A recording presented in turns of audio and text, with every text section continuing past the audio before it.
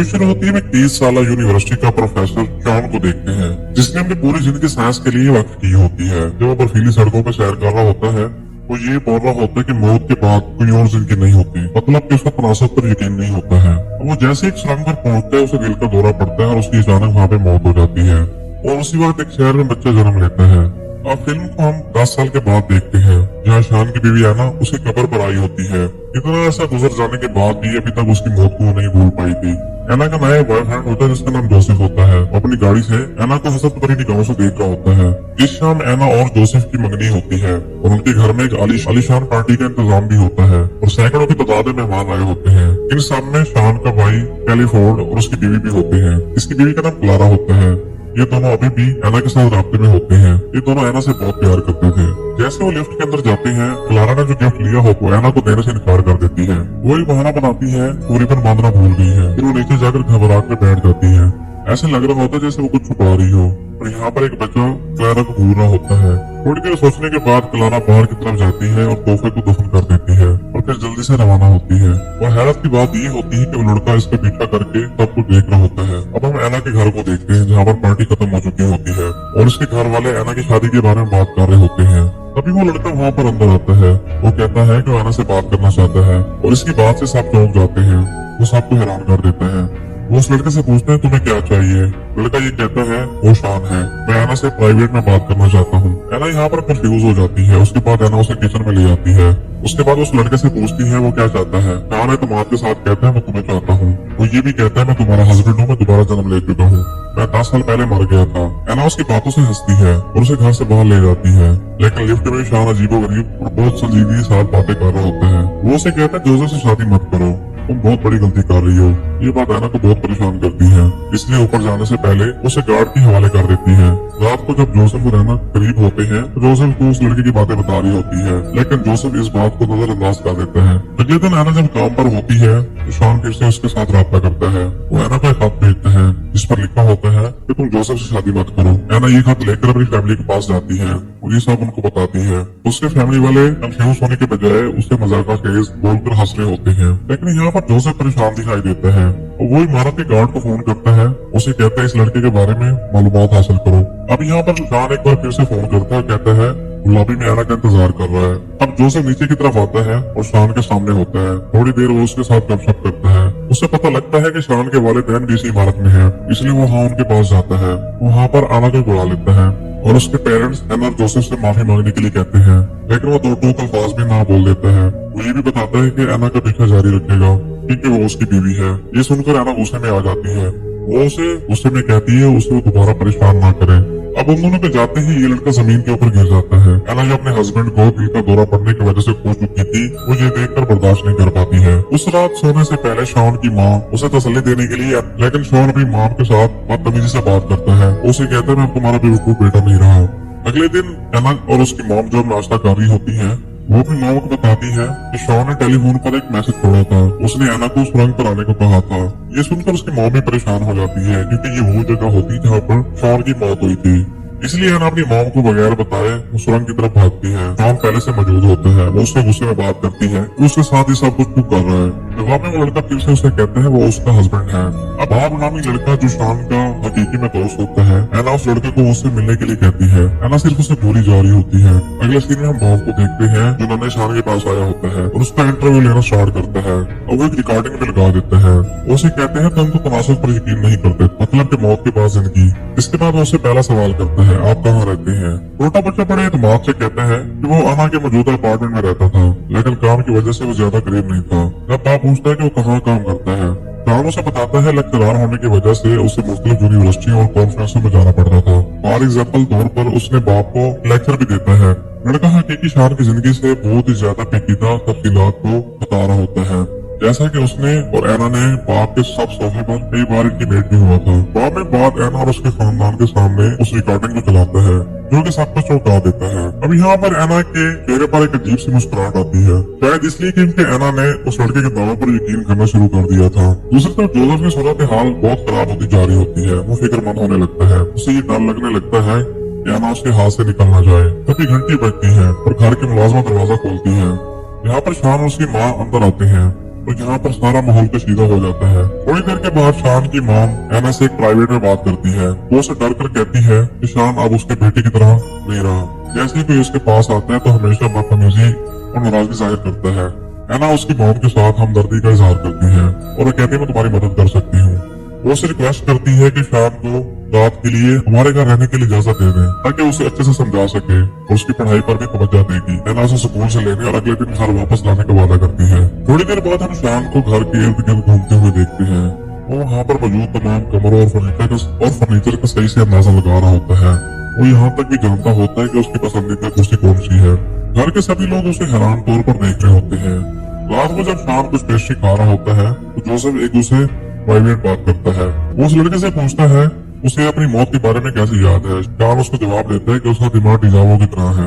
Joseph फिर एक और सवाल करता है, शान और आना पहली बार कहाँ पर मिले थे? लड़का जवाब देता है वो सारे समंदर पर मिले थे और फौरी तौर पर प्यार हो गया था। इसके बाद जोसेफ से वो एना से मिलने की रिक्वेस्ट करता है, लेकिन जोसेफ उसे दूर रहने के लिए बोलता है। अगले सीन में परेशान होकर एना शान के भाई के पास जाती है। वो उसे हर चीज के बारे में जो उसके साथ हो रहा होता है सब उसे बताती है। क्लारा भी वहाँ उसके पास होती है। वो दोनों उसकी बातें गौर से सुन रहे होते हैं। वो उसे कहती है शान एक लड़के की शक्ल में दोबारा से जन्म ले चुका है। क्लिफोर्ड के ख्याल में एक मजाक होता है, लेकिन जब एना रोना शुरू करती है तो उसे एहसास होता है कि कुछ गलत है। एना बताती है कि 10 साल गुजर जाने के बाद भी अभी तक शान को नहीं भूल पाई है और अब एक बेतरतीब लड़का जो शान बनकर उसके सामने आया है उससे मिलता जुलता है। एना उसके साथ दोबारा प्यार नहीं करना चाहती, इसीलिए वो क्लिफोर्ड से इंतजार करती है कि लड़के को वहाँ से ले जाए। इसके बाद एना उसे स्कूल से लेती है और उसे आइसक्रीम खिलाने के लिए ले जाती है। एना उससे पूछती है उसके लिए क्या इरादा रखता है। वो जवाब देता है वो काम करेगा। एना फिर मजाक में उसे पूछती है कि वो उसकी जिस्मानी जरूरियात को कैसे पूरा करेगा। वो ये भी पूछती है क्या उसने कभी किसी लड़की से शादी भी की है। 10 साल का लड़का यहाँ पर संजीदा तौर पर उसे कहता है तुम मेरी पहली वाइफ हो। ये उसकी बातें सुनकर उसे यकीन होने लगता है कि वो सच में उसके शोहर का अवतार है। मजीद उससे बातें जानने के लिए अपनी कार को छोड़कर एक घुड़सवारी का सफर करती है। आज एना के जोसेफ के साथ डिनर पार्टी होती है। जोसेफ यहाँ पर बहुत परेशान होता है क्योंकि एना यहाँ पर नहीं होती है। अब वो शान की माँ को फोन करती है और उसे रिक्वेस्ट करती है शान को एक रात मजीद यहाँ पर रहने की इजाजत दी जाए। शान की माँ को अपने बेटे की कमी तो महसूस हो रही होती है, लेकिन इस परेशानी को वाज़ेह तौर पर जाने के लिए उसे एक रात और रहने की इजाजत दे देती है। इस शाम को जब एना बाथ टब में नहा रही होती है, शान अजीब तरीके से अपने कपड़े उतारता है और उसके साथ टब में आकर बैठ जाता है। वो उससे हैरान होकर पूछती है वो क्या कर रहा है। वो लड़का उसे जवाब देता है वो अपनी बीवी की तरफ देख रहा है। जोसेफ को जब पता लगता है वो दोनों एक साथ हैं तो जोसेफ गुस्से में आ जाता है।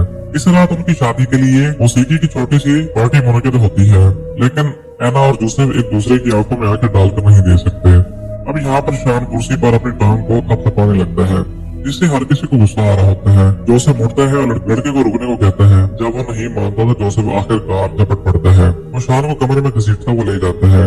उसे जारिहाना अंदाजे मार रहा होता है।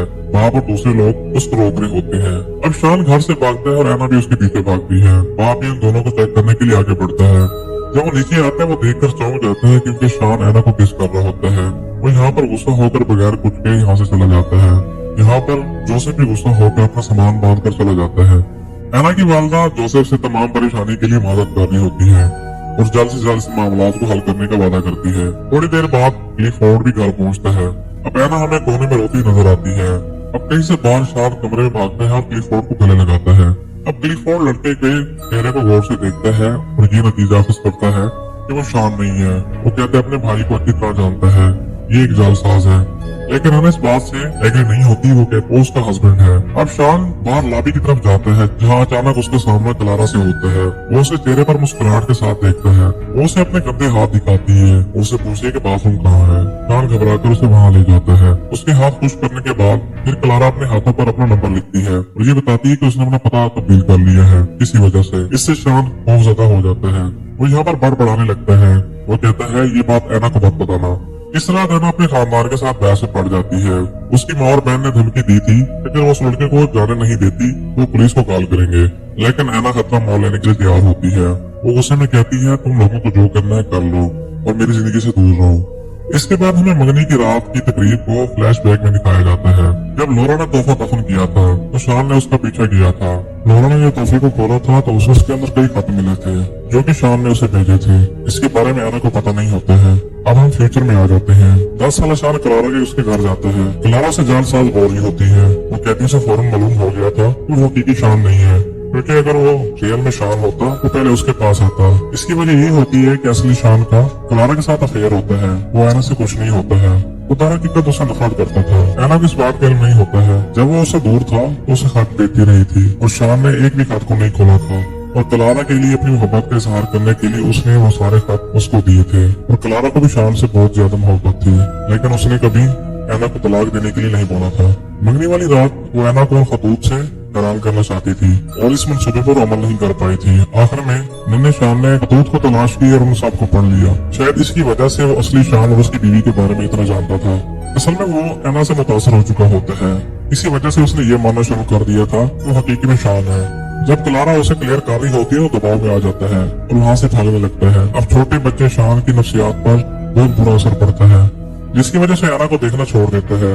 अपना ज्यादातर वक्त जंगलों में घूमने और दरख्तों पर चढ़ने में गुजारता है, यहाँ तक कि वो नाकाबिल तसव्वुर काम करने का भी सोचता है। लेकिन फिर वो आखिरी लम्हात में खुद को रोक लेता है। उसी गुमशुदगी की वजह से ऐना बेचैन हो जाती है और गुमशुदगी की हालत में जिंदगी गुजार रही होती है। काफी गौर फिक्र के बाद शान बेलाखिर एक रात उसे मिलने जाता है। वो कीचड़ में लथपथ होता है। जैसे वो नहा रहा होता है तो ऐना उसके पास आती है और उसे अपने मंसूबे के बारे में बताती है। वो उसे कहती है हम दोनों भाग जाएंगे और दूसरे शहर में नई जिंदगी शुरू करेंगे। ऐना उसे कहती है जैसे 21 साल का हो जाएगा तो हम शादी कर लेंगे। अब लड़का परेशान हो जाता है। वो कहता है मैं शॉन नहीं हूँ। ऐना ये सुनकर परेशान हो जाती है। ऐना उसे पूछती है क्या वो मजाक कर रहा है। ऐना कहती है मैं तुमसे प्यार करती हूँ। वो कहता है मैं शान नहीं बन सकता जैसा कि तुम मुझसे तवक्को कर रही हो। वो उसे बताता है शान ने कभी ऐना से मोहब्बत नहीं की थी। ऐना यहाँ पर मजीद परेशान हो जाती है और यहाँ से उठकर चली जाती है। वो एक दिन जोसेफ के दफ्तर जाती है और उससे सॉरी बोलती है। ऐना कहती है कि वो अपने हस्बैंड की आने की वजह से इतना अंधी हो गई थी कि वो अपना कंट्रोल खो बैठी थी। अब जोसेफ उसे एक पल में माफ कर देता है। अब हम फिल्म को कई महीनों के बाद देखते हैं जहाँ दोनों की शादी हो जाती है, लेकिन ऐना अब भी अपने ख्यालात में गुम होती है, जो कि जोसेफ भी उसे नोट कर रहा होता है। दूसरी तरफ शान ने बाकायदगी से स्कूल जाना शुरू कर दिया था और एक बयान में अपने सारे पैदा करते तमाम गुनाहों की माफी मांगता है। लेकिन वो ये भी उम्मीद कर रहा होता है अगले जन्म में ऐना और वो एक साथ रहेंगे। आखिरी मंजर में हम देख ऐना घबराहट का शिकार होती है। वो साहिल समंदर की तरफ भागती है, लेकिन उसकी रेल में पहली मरतबा शान से मुलाकात हुई थी। इससे पहले वो कुछ कर पाती जोसेफ आके उसे गले लगाता है। ऐना यहाँ पर पुरसुकून हो जाती है। जोसेफ उसे वहाँ से ले जाता है और इसी के साथ ये मूवी यहीं पर खत्म हो जाती है। असल में इस मूवी की कहानी ये थी कि शान को ऐना से प्यार हो गया था, जिसकी वजह से वो इस तरह से कर रहा था। छोटे शान को ऐना की पूरी मालूमात और खतूत से मिली थी जो क्लारा ने छुपाए थे। जब क्लारा वहाँ खतूत को छुपा कर गई थी तो शान ने सारे खतूत को जाके पढ़ लिया था, जिसकी वजह से वो ऐना को परेशान कर रहा था और जोसेफ से दूर करना चाहता था। और इसी के साथ ये मूवी यहीं पर खत्म हो जाती है।